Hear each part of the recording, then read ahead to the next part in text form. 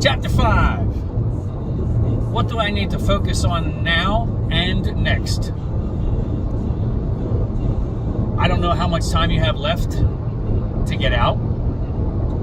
I'm hoping it's at least 12 months, preferred 18 to 24, because that's usually when you decide to retire. 12 months, you're kind of cutting it close.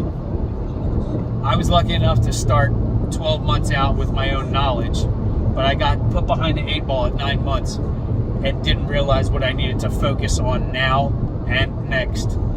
So here's the key things that you need to focus on now.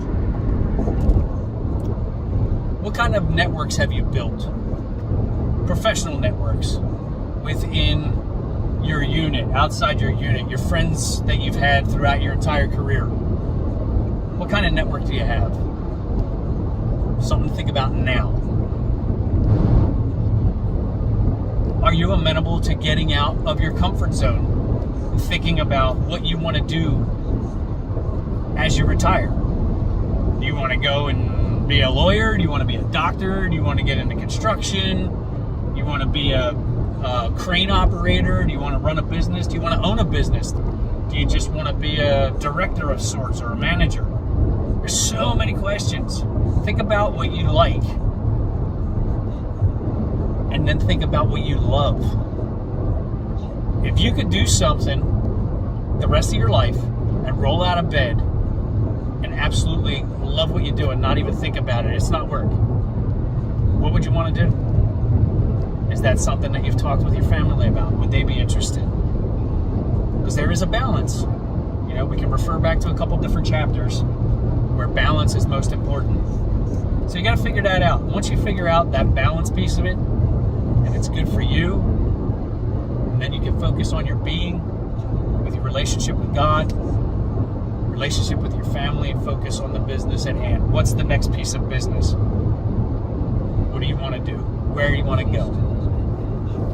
So as you focus on that, there's a couple different opportunities. Now, there's different training things that you can go to while you're still on active duty. There's schools that you can go out to and pick up your degree, or if you want to just get additional education for masters and things like that.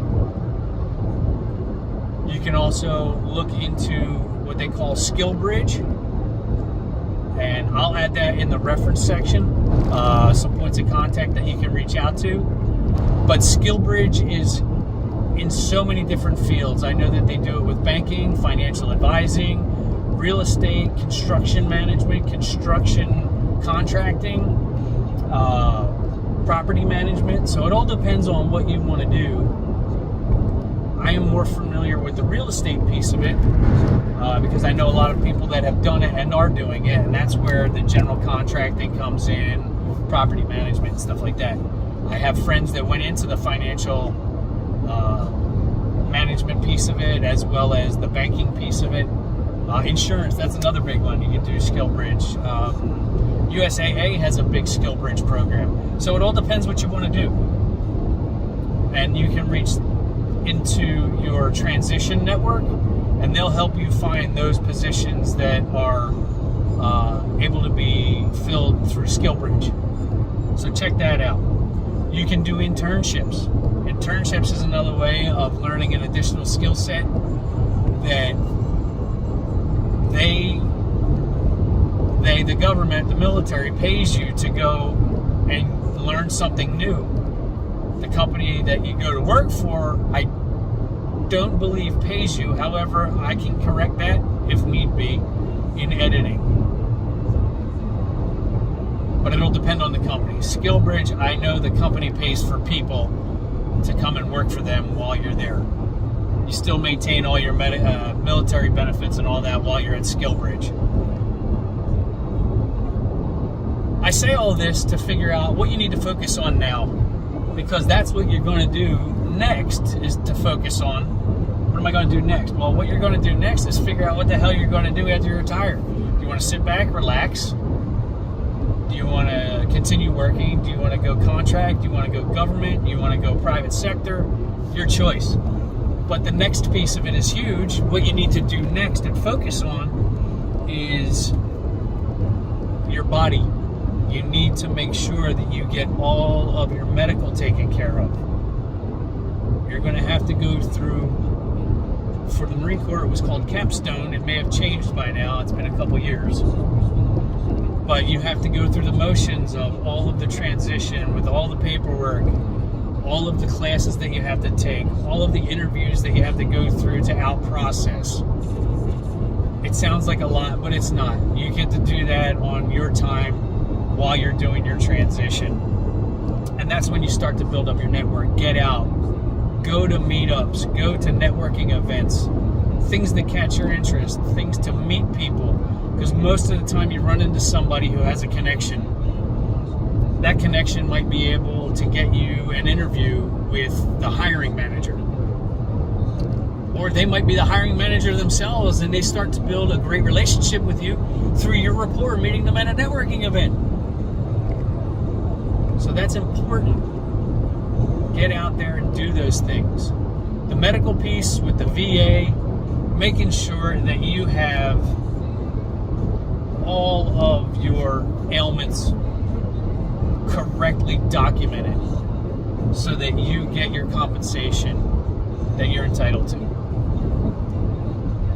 That'll be a whole nother book talking about the VA and TRICARE and medical and all that stuff. But I want you to be aware that that is a key critical component to your transition to retirement and taking care of your family. That's what you need to focus on next. And then after that, the rest of it kind of is really easy. When you're doing your transition and you have all that done, and then about a month or so after you've retired, you'll see your results for your transition with the VA and your rating and all that good stuff. You'll have your retirement pay, and then you'll have passive income with your compensation.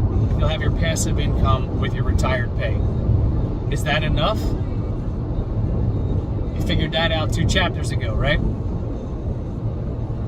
If it's not enough, what are you planning on doing?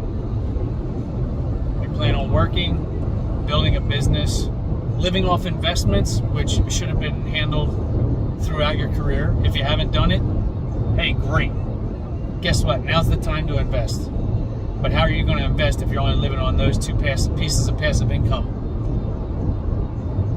Obviously, get another job or create one. Start a business. Highly recommend, if you are a disabled vet, start a business or a nonprofit. And that can be a whole nother avenue that we can talk about in one of the other books later on. How to build a nonprofit as a disabled veteran. And then kicker on top of that, if you're a minority, fantastic. You've got the trifecta. And then if you're a female with all those attributes, that's even more beneficial. Again, we'll talk about that another time in another book. However, highly recommend considering some type of business or joint venture.